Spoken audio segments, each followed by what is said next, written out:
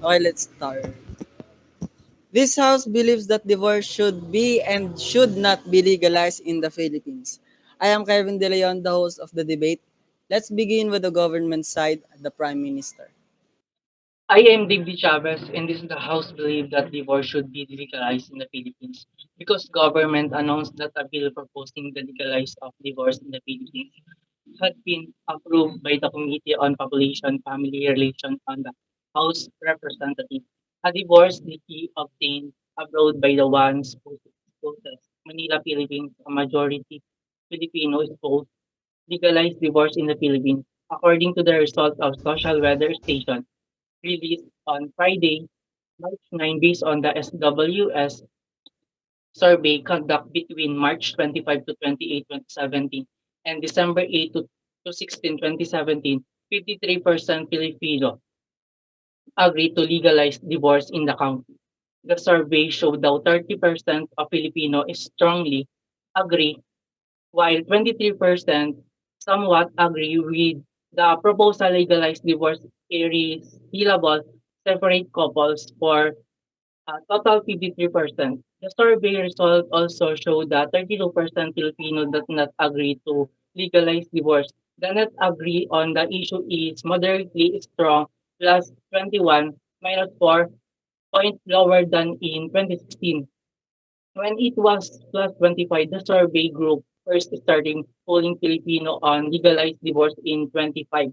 When support for the measure based on the survey data was weakest married couples who want to split only have an annulment as an option. The purpose of a divorce is to terminate the parties married. Marriage is a legal contract or a social union that unites people or opposite sex who agree to live as husband and wife. It is binding contract between a two people who decided to join their life income to positions. Relationship form a family unit that consists of father, mother, and children. It is also consists where people acknowledge interpretation relation which is usually sexual and intimate.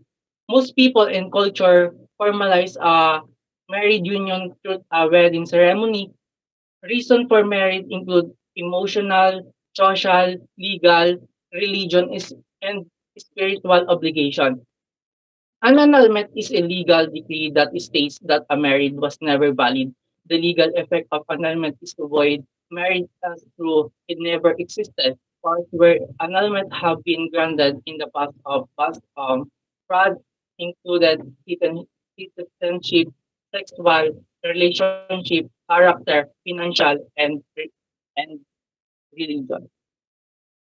And thank you for 2 minutes and 51 seconds of your side. So let's listen to the side of leader of opposition.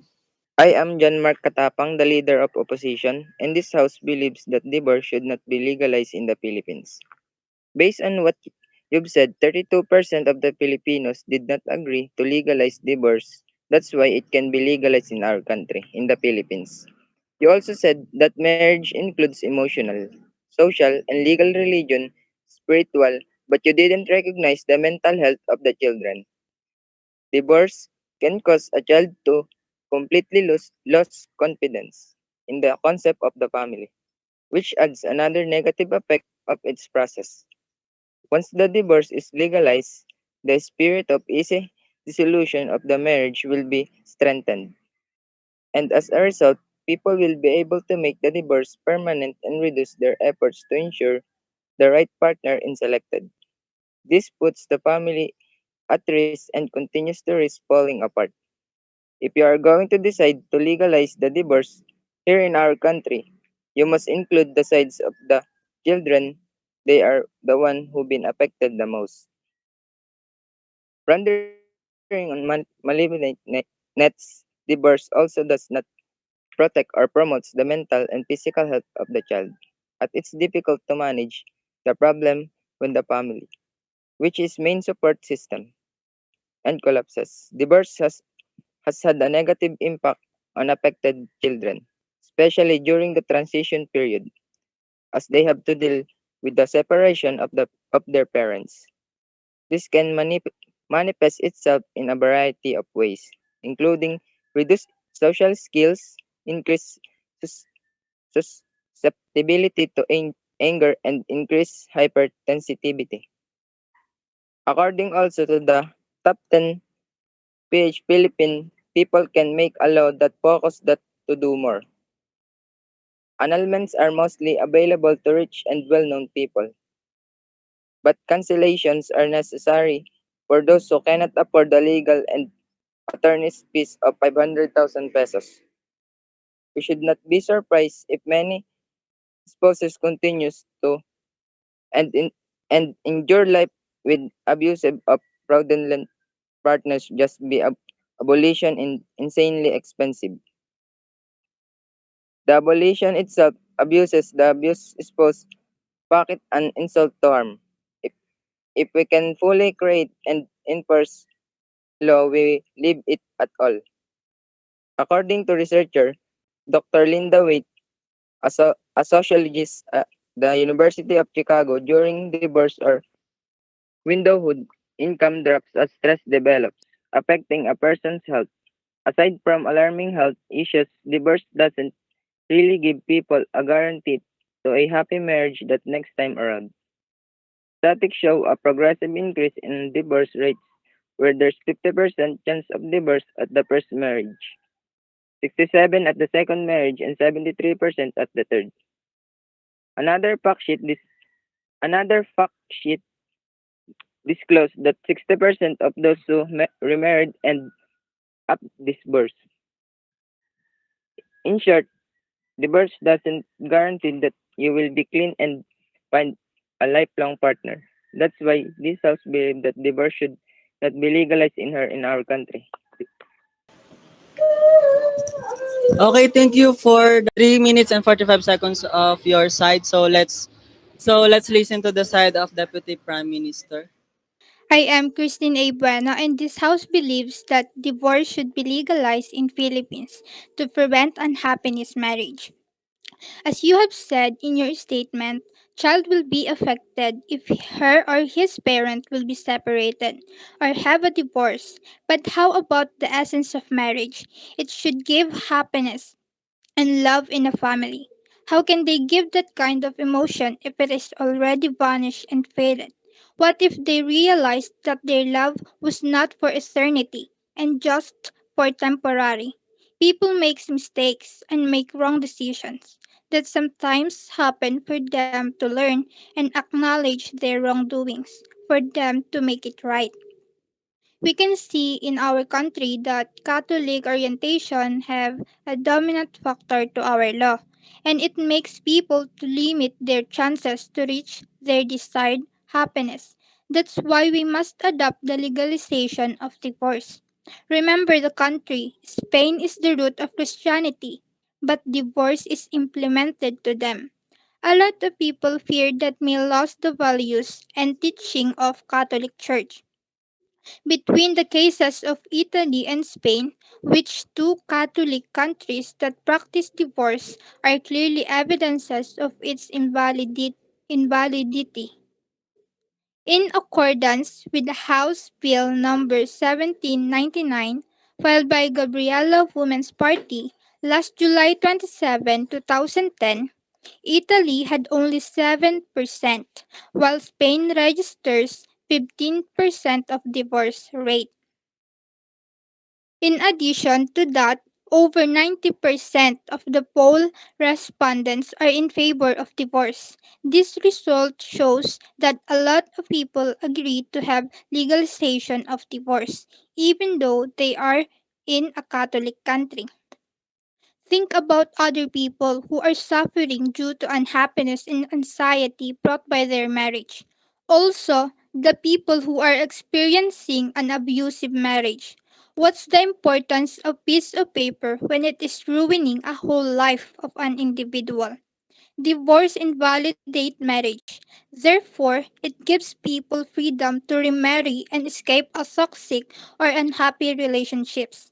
As we have seen in movies and also in reality of experiences, there's a lot of failed and unhappy marriage. Divorce is not as devastating as people imagine. Divorce gives a fresh start to live a better life. Being in a marriage without love, respect, friendship, and compatibility is like living in hell because couples should give and take. That's why divorce is the best solution. So make things better and great for people to reach and found their new experience of life.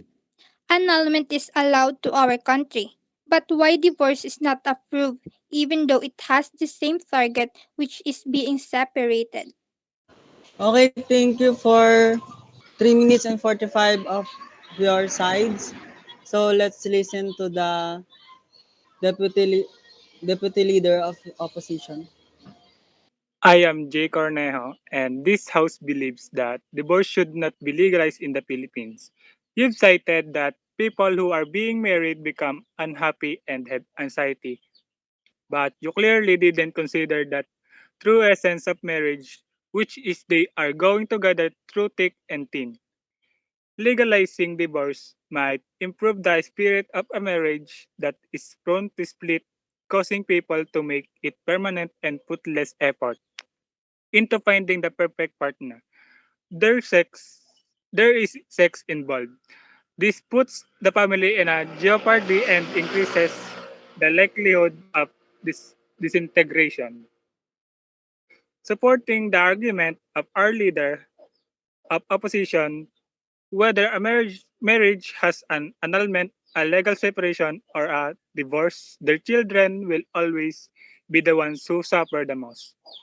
Some proponents of the divorce argue that the bill provides financial support for the children and even the spouse that, but it does little to protect the mental and emotional well-being of the parties involved.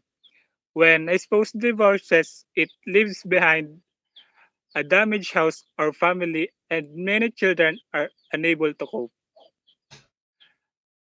Additionally, divorce is an easy way out for quitters. In simple words, giving up is usually easier and faster. Divorce is easy, peasy, and often a no-brainer, which is why there are so many divorced couples and broken families. There's even a do-it-yourself divorce option. Those who have remained faithful and intact since that their wedding are never perfect couples or families. And the reason for divorce aside from criminal activities are very normal that things that couples go through in their marriage. There is no perfect people, no perfect marriage, and no perfect family. Everyone goes through a good conversation, and that is the true meaning of marriage, the patience of love. Overall, this house believes that divorce should not be legalized in the Philippines. The physical, physiological, and emotional well being of children, as well as the family protection. We must maintain our opposition to the divorce bill's full passage. It is still not too late to stand out for the scaredness of Filipino marriages and families. Okay, thank you for 2 minutes and 56 seconds of your side. So let's listen to the side of government whip. I am Rizal Bucar, and this house believes that divorce in the Philippines is a legal dissolution of marriage. The couple vowed to stick with each other for better or for worse, and sometimes couples do fear in how the public will judge them. We all know it is quite painful and difficult to live apart with someone you loved, had a family, with a love, with a lived with as well. And it gets even nastier when there are property, children, and businesses involved, as there is chaos on who should take what and who should have the custody of the children. Well, if the marriage is not working, there is no need to stick around us. There is an option to getting divorced. When the divorce legalized, every couple could achieve the freedom they want to have. Their minds will be relaxed. and lessen the family stress.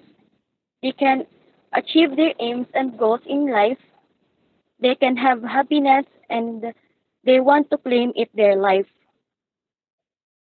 You make a realization that your ex is not right man on you, or simply you can treat yourself on the way you want to be treated.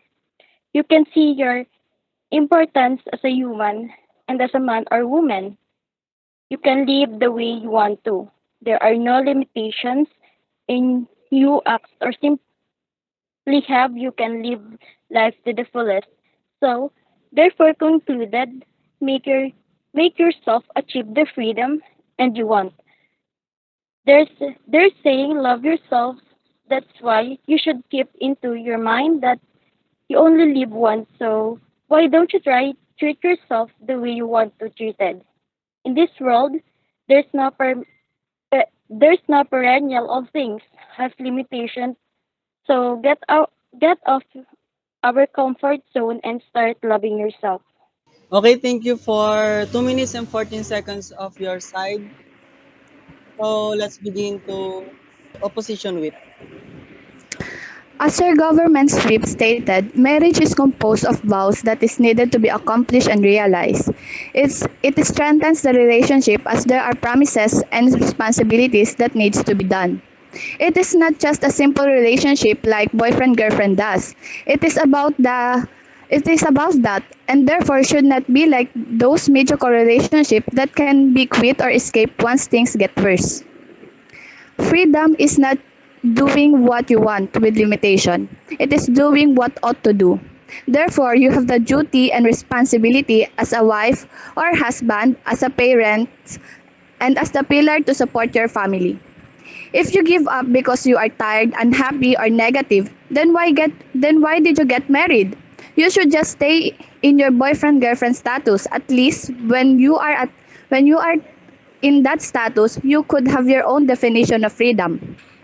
How can you be happy when you have these mindsets that one day this man or woman you are with will change and bad to you? You won't be happy in the second marriage because you have this mindset that you can just divorce this man or woman the moment they exhibit those qualities that you don't want. That marriage doesn't revolve around you. You should consider not just yourself but also your partner and your children. You couple should work and make effort to your marriage to bring back the happiness and sparks you once have. Remember why you are married in the first place. Consider the feelings of the children and not just your selfish desires. Divorce is not always the solution for everything. In the latter part of your argument, you said that married couples should start loving themselves. Does that mean that when you are married, you give them all the love and appreciation you have for yourself? You forget about yourself? If you think that is a shackle to you, you should just stay single then. When you are single, you can achieve your idealistic freedom that you think you can do. Maybe you can be happy at that. No responsibilities, no shackles. According to Linda Waite and Maggie Gallagher, 2000, what makes divorce even more devastatingly ironic is that studies have conclusively shown that children benefit if parents can stay together and work out their problems rather than get divorced. Read this alongside the research showing that only if couples stick together, reform themselves, and pull through, they find themselves happier later on, very happy or quite happy. To support our Prime Minister and Deputy Leader of our opposition side, we know the statistics that children who grow up without a father are 5 times more likely to live in poverty and commit crime, 9 times more likely to drop at schools, and 20 times more likely to end up in prison. They are more likely to have behavioral problems or run away from home or become teenage parents themselves.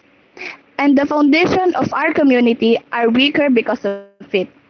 The previous claims were proven by Mona Charen 2007 in her book The Kids Are Not Alright. She seeks opinions and studies to the social commentators and medical advisor who long pointed to the changing family structures, and it turns out that adolescence depression and suicide are closely linked with Divorce and single parenting teens who live in the single parent have twice the rate of suicide attempts as those who live with both parents. The same is true of other forms of distress and self-harm. Therefore, such claims as the children would be happier if their parents are divorced is not really founded. Couples who want to be divorced are just using the children as an excuse to escape the marriage that can be repaired with effort in doing so. If they want to separate due to physical harassment, would it be better to just call the police about it? And at least at that, the offender would be punished. If you divorce that person, that man would be free. Nothing happened. You just give him the chance to fly away. He should be as miserable as you in jail. And I, Lizarna Cipillo, as the opposition whip, conclude that divorce should not be legalized in our country, the Philippines. Okay, thank you for 3 minutes and 46 seconds of your side. So let's listen to the opposition reply. I'm Cherling Kasapaw, the opposition reply, and this House believes that divorce should not be illegalized in the Philippines because it has a big impact for the children's life. On what our opposition leader said, for the children, seeing their parent in unprocessed their separate ways or on divorce, it has negative effects on children's mental and emotional well-being, as well as family protection. Poor children who has experienced divorce are more likely to engage in antisocial conduct, anxiety, and especially sadness, as well as delinquent and aggressive behavior. Also, in divorce, both parties want to get a separate ways and their child had been trapped and does not know to them with whom to go because both of them are important to the child. As of now, in the Philippines and Vatican are the only two sovereign states in the world that divorce is prohibited, and in our country it is just proposing bill, and in that case divorce is illegalized in our country. For us, marriage is sacred institution with formal written or oral statement of exchange promises, and it will be permanent, and because of divorce it will lose the essence of it. Also, divorce is a long process, and it for only people who a lot of money that can afford those legal fees and attorney's fees. Imagine, people can spend a lot of money just to separate with their partner. And for those who cannot afford legal and attorney's fees, it will be cancelled. Also, even you are in divorce, it doesn't mean that you will become happy to your next marriage. According to statistic, 50% chance of divorce for the first marriage, 67% in second, and 73% in third. Imagine that. There are instances that after your divorce, it doesn't mean that you will find a long life partner. Sometimes it ended up in separating ways. Basically, it depends on two marriage people if you really want to separate and live on their own. But then again, why would you settle for a lifetime commitment if in the end you will back out? So for us, divorce is not necessary if you are sure to live with your partner till death. And I will leave you a quotation that there is no perfect people, no perfect marriage. Everyone goes through a good conversation, and that is the true meaning of marriage love and patience. Once again, this house believes that divorce should not be illegalized in our country. Oh, thank you for your 2 minutes and 15 seconds. So let's begin to government reply.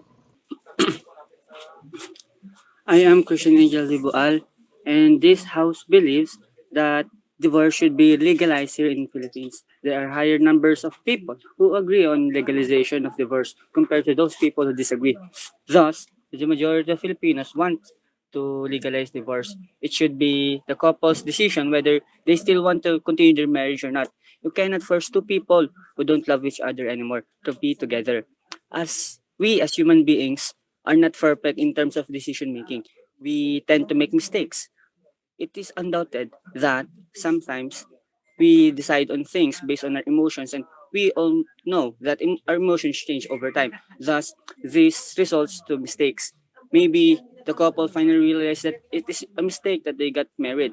A toxic marriage without love doesn't bring happiness anymore, but only anxiety and depression towards the person involved. Love is the main reason why two individuals decide to marry. Thus, without it, there is no reason for them to be together as married couple. It is not as devastating as we used to think. It enables an individual to have a fresh start, to be free from entanglement in a relationship that they are not happy anymore. Divorce is a part of couple's freedom to choose. It is their right to love whom they love. If the love between them faded, it's their right to love another and remarry. Divorce needs the consent of the two parties. If they both agree to be separated, then what's the problem? Many individuals want to apply a divorce because of the marriage is abusive. They suffer abuse from their abusive partners. It is their right to be away from any dangers and exploitation. Filing a divorce serves as the solution. Annulment is illegal in the country. Then why not also legalize divorce if they both have the same goal? Once again, this house believes that divorce should be legalized in our country, in the Philippines. Okay, thank you for 2 minutes and 10 seconds of your side. So, nakakatuwa kasi ang daming mga pointers na binigay ng bawat isa sa inyo sa side ninyo. So, sa mga nakita kong sa mga napakinig at nakita kong mga sinabi niyo is nagbigay kayo ng mga fact sheet na pinagbasehan niyo sa inyong bawat side. So, there's a point na may sinabi yung opposition side, which is once the divorce is legalized, the spirit of easy dissolution of marriage will be strengthened, and as a result, people will be able to make the divorce permanent and reduce their efforts to ensure the right of partner is selected. So, after masabi ng opposition side, may nirebat naman agad yung Prime Minister, which she said is which think about other people who are suffering due to unhappiness and anxiety brought by their marriage. Also, the people who are experiencing an abusive marriage. What's the importance of piece of paper when it is ruining a whole life of an individual? That's what the rebut of Prime Minister to the leader of oppositional side. So one of the pointers that I encounter here is the side of the government, which when the divorce legalized, every people could achieve the freedom they want to have. At parang ibig sabihin nito na may kalayaan na may kalayaan yung bawat mag-asawa na mag-divorce kung gusto nilang mag-divorce kung hindi naman sila masaya dun sa kanilang tinahak na landas or sa buhay pag-aasawa. May mga points dito na it should be legalized dahil maraming mga mag-asawa na hindi talaga nila mahal ang isa't isa dahil na there is a fixed marriage na tinatawag. Tapos isa pa dun sa sinabi ng government whip is there is a freedom of decision. Yes, may kalayaan sila magdesisyon na maghiwalay kung hindi naman sila nagmamahala ng tunay. At kung ang bawat isa sa kanila ay napipilitan lang at naipagkasundo lang ng mga magulang na sila ang maging mag-asawa. So, isa sa pointers na magandang ibinigay dito ng Prime Minister is that a bill proposing the legalization of divorce in the Philippines had been approved by the Committee on Population and Family Relations of the House of Representatives. Yes, that's a good side of the Prime Minister on what he said. Let's try to ask for the other motion sa other side ng ikaw, Maricar, anong stand mo sa motion na to? ako yung tatanungin, I stand sa divorce should be legalized here in Philippines. Kasi unang-una dun sa pointers na binigay ng Deputy Prime Minister, if I'm not mistaken, yung physical, nadadamay na yung physical abuse, yung pananakit between the two married couple. Isa yun sa pinakamalakas na pointers nila laban sa opposition kasi wala namang rebuttals na ibinigay ang opposition about dun sa physical or dun sa pananakit between the two married couple. At saka isa na rin dun yung divorce is not, kumbaga hindi naman siya ganun kahirap gawin kasi meron na namang annulment date sa Pilipinas. So why should divorce can approve, di ba? Meron na tayong annulment, kung bakit hindi pa pwedeng i-divorce na agad para tuluyang maghiwalay yung mag-asawa na wala na namang love, wala nang respect between sa kanilang dalawa. Kaya stand ako dun sa divorce should be legalized in Philippines. Okay. Tama rin naman yung sinabi ni Maricar Kabatik na tama rin yung mga pinahayag ni Maricar Kabatik sa side ng should be legalized. So, for this motion, makikita naman natin na mas maraming naibigay na pointers yung side ng yung side sa should be legalized in the Philippines. Should be legalized the divorce in the Philippines. And there's a pointers na hindi nabigyan ng rebuttal ng mga ng other side, ng opposition side, yung side ng kabila. So, for the winner is the side who are agreed that the divorce need to be legalized in the Philippines. And that's all. I will close the debate about this topic.